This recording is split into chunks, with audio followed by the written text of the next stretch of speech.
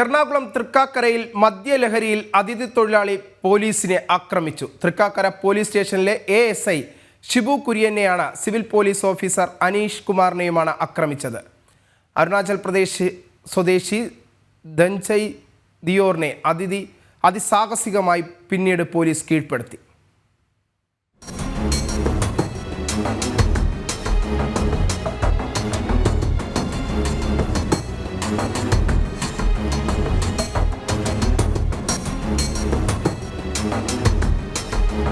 അരുണാചൽ പ്രദേശ് മഹാദേവപൂർ സ്വദേശിയായ ധനഞ്ജയ് ദിയോറാണ് കാക്കനാട് ഈച്ചമുക്കിൽ ഇന്നലെ രാത്രി ഭീകരാന്തരീക്ഷം സൃഷ്ടിച്ചത്.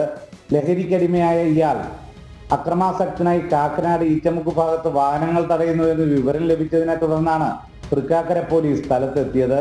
രാത്രി 11:30യോടെയായിരുന്നു സംഭവം.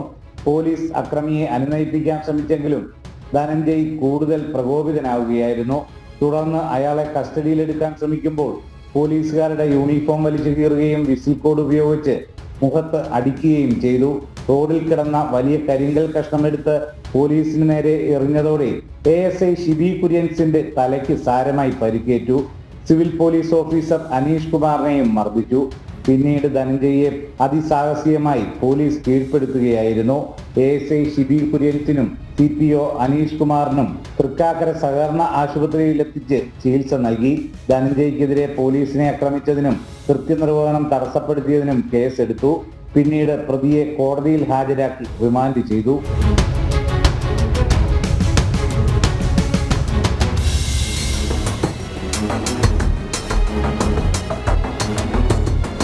ജനം, കൊച്ചി.